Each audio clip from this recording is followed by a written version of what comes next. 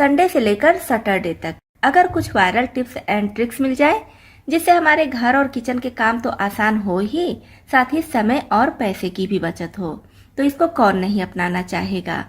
नमस्ते दोस्तों, मैं हूँ छाया और आपके अपने चैनल छाया रसोई में एक बार फिर से आपका बहुत बहुत स्वागत है।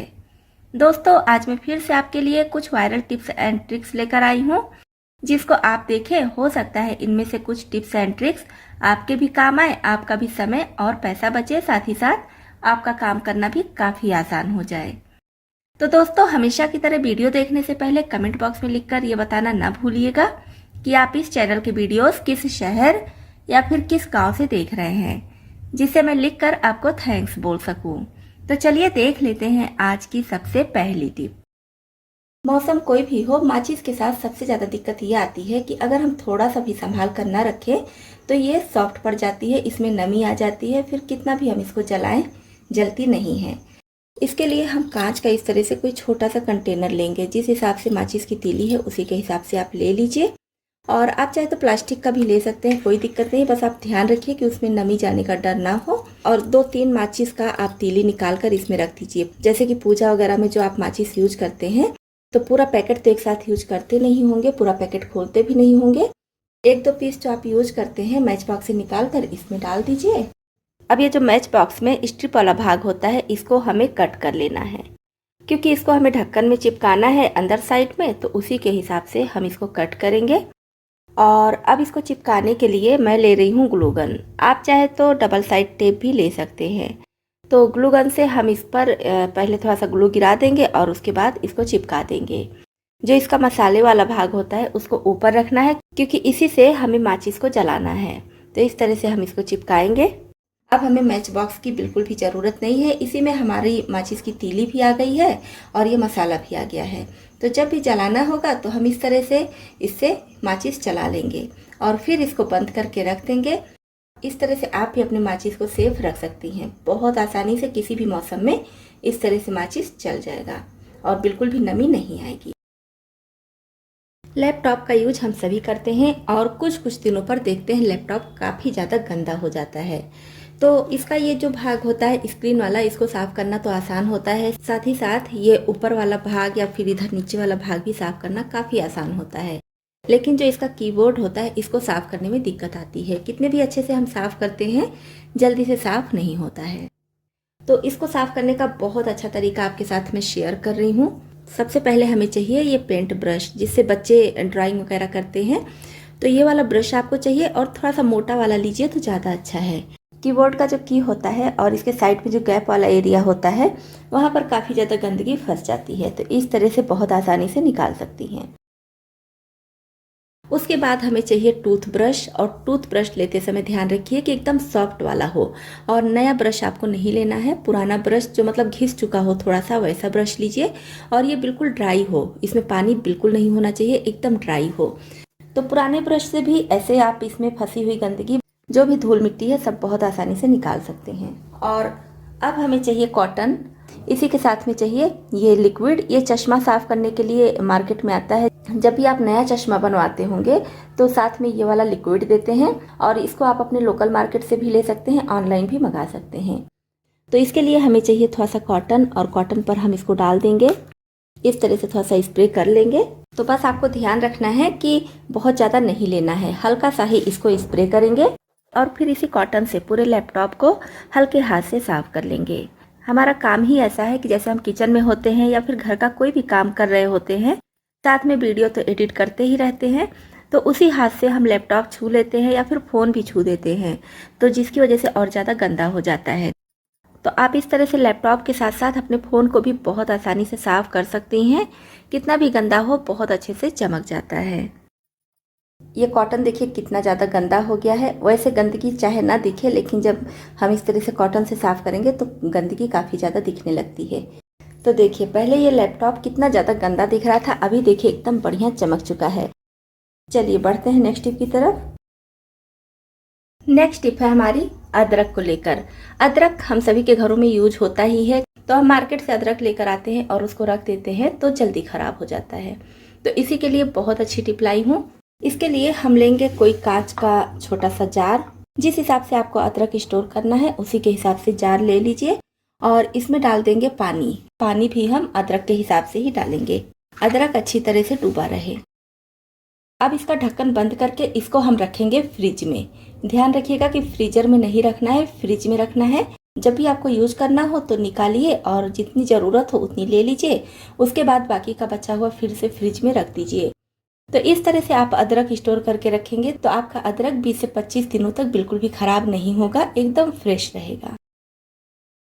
क्या होता है कि हम इसको फ़ोन में लगाते हैं, फ़ोन चार्ज करते हैं, तो यहाँ से हो गया या फिर यहाँ से हो गया, ये टूटने लगता है, यहाँ से क्रैक हो जाता है, जिसकी वजह से हमारा चार्जर ख़राब हो जाता है। जो फ़ोन के साथ चार्जर आता है वो ओरिजिनल होता है, तो उसको आप संभाल कर रखिए और इन सब टिप को अपना कर रखेंगी तो आपके चार्जर का ये वायर काफ़ी लंबे समय तक चलेगा, ख़राब नहीं होगा। तो इसके लिए हम लेंगे रबर बैंड। इस तरह से जो मिठाई के डिब्बे में रबर बैंड लगा होता है, इसको लेंगे और अच्छी तरह से इसमें इसको इस तरह से लगा देंगे। एक ही जगह इकट्ठा नहीं करेंगे, इस तरह से करते हुए लगाएंगे। एक से अगर काम ना चले तो 2 या फिर 3 रबर बैंड भी ले सकते हैं और इस तरह से अच्छे से लगा दीजिए। इससे क्या होगा कि आपके चार्जर का वायर यहाँ से मुड़ेगा नहीं और जब मुड़ेगा नहीं तो ये टूटेगा नहीं। और इधर भी इसी तरह से लगा देंगे। तो देखिए इस तरह से मैं लगा दी हूँ। अब यहाँ से ये मुड़ेगा नहीं और जिसकी वजह से क्रैक नहीं होगा, टूटेगा नहीं। छोटी सी टिप है लेकिन बहुत यूजफुल टिप है और इसमें हमारा 1 भी रुपया खर्चा नहीं होता है, क्योंकि मिठाई तो हम सभी के घरों में आती ही रहती है और मिठाई के डिब्बे का रबर है तो ये हम सभी के घरों में पड़ा ही रहता है। ये छोटी सी चीज़ अक्सर आपको कहीं ना कहीं दिखी जाती होगी और मैं भी इसको लेकर आई हूँ। सिर्फ ये 20 रुपीज़ में मिली है। देखने में तो छोटी है लेकिन बहुत काम की चीज़ है। कभी कभी होता है कि हमारे पास की नज़र काफ़ी ज़्यादा कमज़ोर हो जाती है और हमें सुई में धागा डालना होता है, हम सुई में धागा नहीं डाल पाते हैं। तो ये है सुई में धागा डालने का टूल। बिना समय गवाए, छोटी हो या फिर बड़ी, किसी भी तरह की सुई में बहुत आसानी से आप धागा डाल सकती हैं।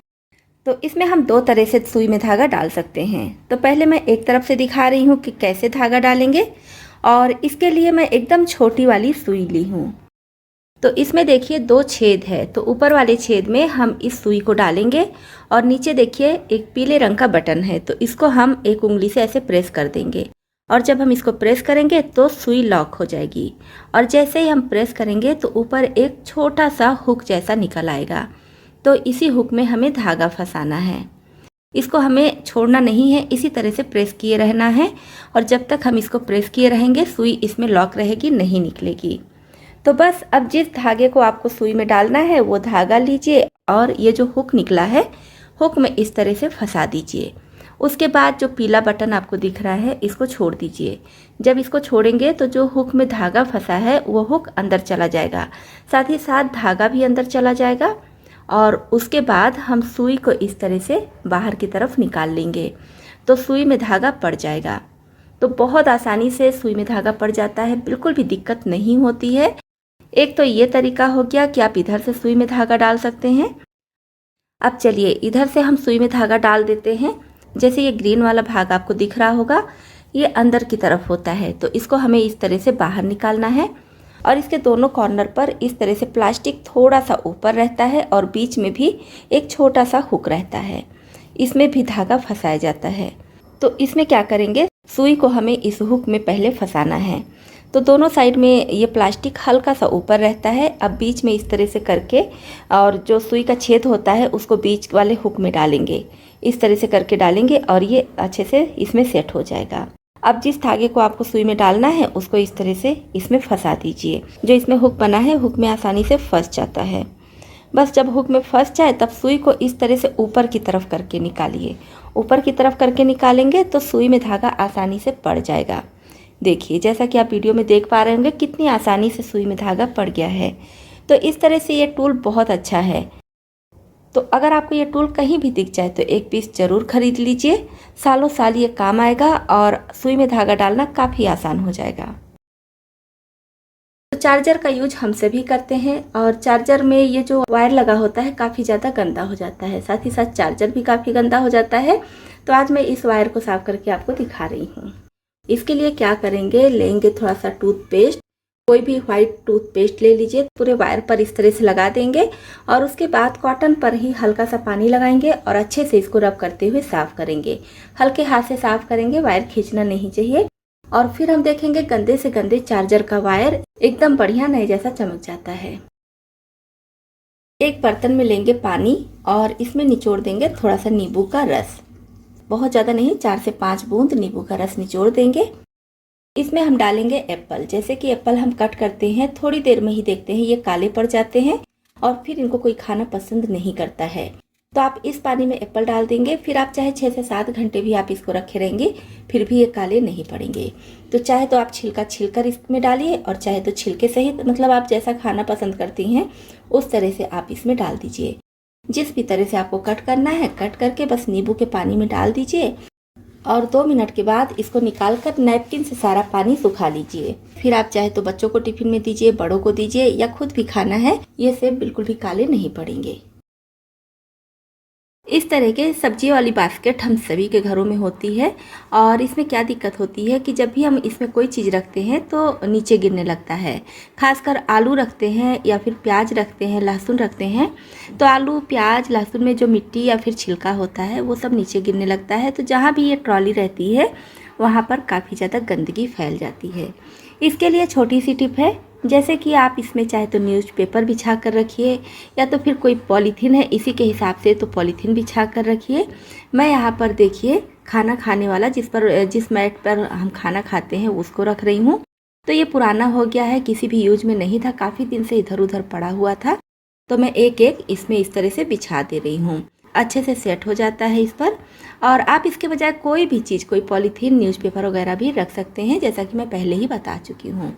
तो इससे आप जो भी सब्जियां इसमें रखेंगी, ना तो आपकी सब्जियां नीचे गिरेंगी और ना ही उसमें जो गंदगी या फिर धूल मिट्टी होती है वो सब नीचे गिरेगी। इससे आपका फर्श बिल्कुल भी गंदा नहीं होगा। तो दोस्तों, इसमें से आपको कौन सी टिप ज़्यादा पसंद आई और कौन सी पहले से पता थी, कमेंट बॉक्स में लिखकर ज़रूर बताइएगा। इसी तरह से यूजफुल टिप्स एंड ट्रिक्स देखने के लिए, साथ ही साथ हमारी यूट्यूब फैमिली में शामिल होने के लिए इस चैनल को अभी तक सब्सक्राइब नहीं किए हैं तो सब्सक्राइब भी कर लीजिएगा।